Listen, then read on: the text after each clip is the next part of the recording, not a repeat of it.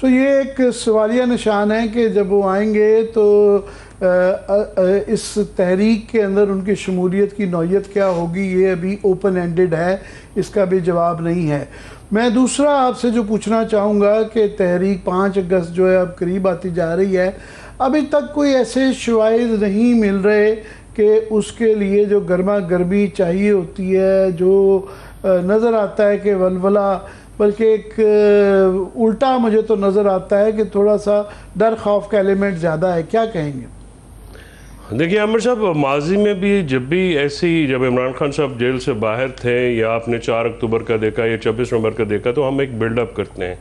एक तरीक़ेकार होता है, PTI के जो लोग हैं, तंजीमें जो है ख़ासकर, वो उनको जो है वो ये टास्क दिया जाता है, और सियासी जो लीडरशिप है, और फिर कोई जल्द से जुलूस कॉर्नर मीटिंग, इवन आपने देखा कि KP में जो है वो भी नहीं हो सकी। जो फरवर होता है, जो फील होती है एक तहरीक की, जो आप समझें कि आने से पहले एक शद्दोमत से जो आपको महसूस एहसास होना शुरू हो जाता है, वो वाकई अभी तक देखने को नहीं मिला। और उसमें जो मेरी इत्तला के मुताबिक मरकज़ी लीडरों में से 2 जो हमारे मेन लोग जिनको ये टास्क दिया गया था, सलमान राजा और उमर अयूब साहब, वो उन दोनों ने कोई ऐसा लाएमल नहीं दिया है। और सलमान राजा साहब के हवाले से तो ये बात भी चली है कि उन्होंने सूबाई जो क़यादत है उनको कहा कि आप अपना लाएमल दे के आप खुद उस पर अमल दरामद करने, क्योंकि मरकज़ी क़यादत के पास कोई ऐसा लाएमल नहीं है, और मैं इसकी तस्दीक भी कर चुका हूँ। ये बात इसी तरह से है, जब आप के पास लाएमल ही नहीं है, जब आपको यही नहीं पता कि आपने करना क्या है। महमूद खान अचकज़ई साहब के ज़िम्मे ये लगाया गया। अब महमूद खान अचकज़ई साहब का आमिर साहब आपको भी पता है, KP में और पंजाब में और इवन बलूचिस्तान में उनका वो मैन पावर नहीं है, या वो असर नहीं है। वो बहुत काबिल एहतराम सीनियर बुज़ुर्ग सियासतदान ज़रूर हैं, लेकिन अगर आप ये कहें कि वो बलूचिस्तान से बंदे ले आएंगे या अपने हल्के में भी निकाल लेंगे, तो अपने हल्के में तो जनरल सेक्रेटरी और इंफॉर्मेशन सेक्रेटरी ने भी आज तक कोई एक्टिविटी नहीं की है। और आप ये कह रहे हैं कि इस वक्त तहरीक इंसाफ में ये 5 अगस्त की तहरीक जिसका रूज आना था 5 अगस्त को, उसके हवाले से कोई कॉन्क्रीट प्लान नहीं है। जो लीडरशिप है सेंट्रल, उसकी तरफ से ये कहा जा रहा है कि कुछ ना कुछ अपने तौर पे कर लीजिएगा। कहाँ, कैसे, क्यों, ये इसकी कोई डिटेल नहीं है।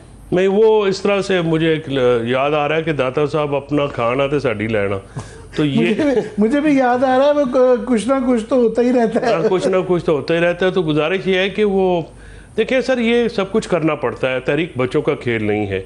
और ख़ास कर मैंने इमरान खान साहब से ये कहा था कि इमरान खान साहब की ज़ात बहुत पॉपुलर है, वो बहुत रेलेवेंट है politically, there is no doubt. PTI एक तारीखी पार्टी है। हमारे कारकुनान ने जिस तरह से 8 फरवरी को इलेक्शन जीता है, जिस तरह से उसके बाद 26 नवंबर को कुर्बानियाँ दी, 4 अक्टूबर को हमारे खाई लीडरशिप जो है वो उस तरह से नहीं कर सकी है। तो मैंने उनसे ये अर्ज़ किया था कि देखें, आपको सियासी लाहेमल इख्तियार करना पड़ेगा। ये तहरीक पे वो ज़्यादा ज़ोर देते हैं। मैंने कहा जी, तहरीक आपकी जो पार्टी है, ये जो बाहर सियासी लीडरशिप जिनको आपने लगाया हुआ है, वो इतनी ज़्यादा मजबूत नहीं है, और ना ही उनमें सकत है, ना ही उनमें वो पॉलिटिकल काबिलियत है। क्योंकि देखिए आमिर साहब, आप जो तहरीक होती है, जिस तरह की तहरीक इमरान खान साहब के जहन में है, जहाँ तक मेरी उनसे गुफ्तगू हुई है और मैंने जो इन्फर किया है, वो तो लाखों लोगों, हज़ारों लोगों का मजमा चाहते हैं कि पूरे पाकिस्तान में निकले। लेकिन इस वक्त आप लाहौर गए, आपने तंजीम को ऑन बोर्ड नहीं लिया। इवन के सदर, जो लाहौर का सदर बड़ा इंपॉर्टेंट आदमी होता है, सेंट्रल का जो सदर है उसको या दूसरों को भी आपने उस खाने में नहीं बुलाया जहाँ पे सारी पार्टी, पार्लिमानी क़यादत और तंजीम को इकट्ठा होना चाहिए था। एक उससे कारकुनान को जो है वो एक मैसेज आती है। अभी तक देखिए ना, हम आपके ख्याल में क्या डर गए हैं, कंप्रोमाइज्ड हैं, या अकल की कमी है सियासी इस तरह की तहरीक को चलाने की? मेरा ख्याल में सब कुछ है। देखिए ना, जब सेनेट के इलेक्शंस थे तब तो ये सारे जाके एक ड्राइंग रूम में बैठ गए अपने, उन्होंने इमरान खान साहब ने रियलिटी पार्टी पे छोड़ी थी तो सेनेटर मुंतखब करने के लिए तो आप सारे बैठ गए। लेकिन जब इमरान खान साहब की रहाई बाग की बात आती है, जो मेरे जैसे लोग हैं ये कम, मतलब मेरा तो कोई ना ओहदा लेने का कोई ख्वाहिश है, ना कभी मैं था, ना आइंदा होऊंगा, ना मैंने कोई इलेक्शन लड़ने की ख्वाहिश है। मेरी तो सिर्फ एक की ख्वाहिश है कि इमरान खान साहब बाहर आए, जो कि मुझे नज़र नहीं आ रहा कि इन लोगों के होते वो आ सकते हैं।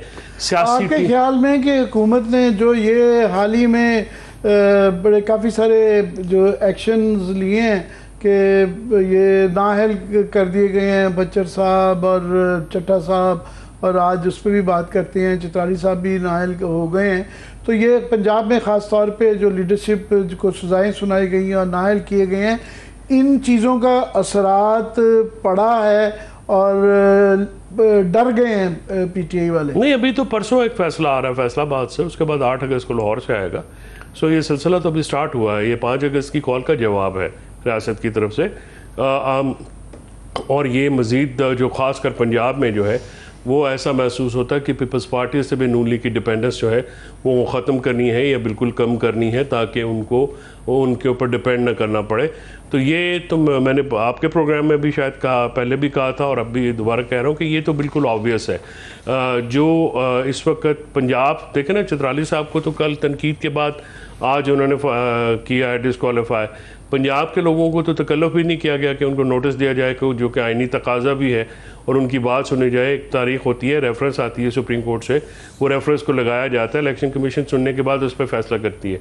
लेकिन कोई वहाँ तो पहिए लगे हुए थे, वो तो इंतजार कर रहे थे। वो देखिए ये पूरा डिज़ाइन है ना। फॉर एग्जांपल अब मैंने भी ये ख्वाब देखा है, झूठे ख्वाब आते रहते हैं ना आपको रात को, कि हाई कोर्ट में जो है वो कन्विक्शन सस्पेंड हो गई है इन लोगों की। तो अब मुझे ये बताइए कि आप ज़मीनी इलेक्शन करा बैठे हैं, ज़मीनी इलेक्शन के लिए आपने सारा कुछ करेंगे, अगर कन्विक्शन सस्पेंड हो गई तो फिर क्या करेंगे? तो देखिए इसीलिए नहीं, बड़ा आपने तो ये ख्वाब के जुमरे में कह दिया, मगर ये क्योंकि वो जिस स्पीड के साथ उनको डिस्क्वालीफाई किया गया है, उसी स्पीड के साथ ख़ास तौर पे सेनेट का इलेक्शन जो है उन्होंने करवा के चौधरी एजाज की जगह पे, जाहिर है पंजाब के अंदर उनकी मेजॉरिटी है, वो एक और क्योंकि आ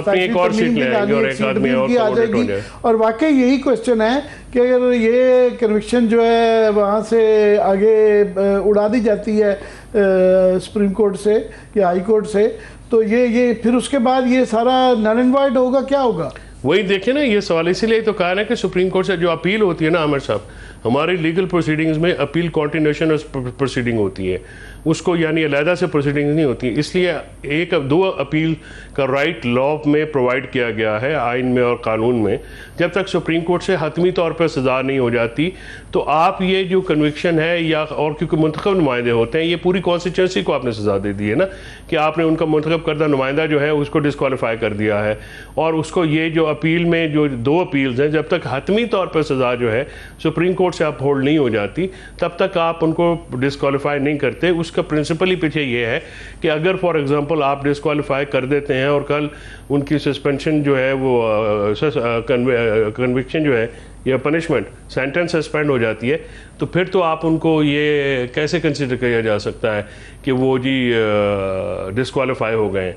तो इसीलिए विजडम भी ये है हमेशा इसका तो जब ये फैक्ट्री इतनी स्पीड के साथ जो है लगा दी गई है, बुलेट ट्रेन चला दी है इलेक्शन कमीशन ने, तो इसका मतलब है कि 9 मई के तो बेताशा पार्लियामेंटेरियंस और एमपीएस जो हैं वो उसके मुलजमान में और मुकदमात चल रहे हैं। तो ये तो फिर दर्जनों के हिसाब से फैसले आएंगे, आ सकते ये हैं। 9 मई में भी आएंगे और मेरा ख्याल में 26 नवंबर के भी आएंगे। तो ये जो कहा जा रहा है कि केपी के अंदर जो गवर्नमेंट उड़ा दी जाएगी, तो उसमें काफ़ी बेताशा मेरल आदि के करीब जो है केपी की असम्बली के ऊपर ये मुकदमात ये हैं, और वो भी इसी तरीके से फारिग कर दिए गए हैं। तो ये सुन रहे हैं कि फिर गंडापुर साहब की गवर्नमेंट वहाँ पे से ख़त्म की जा सकती है। कितनी सदाकत है इसमें?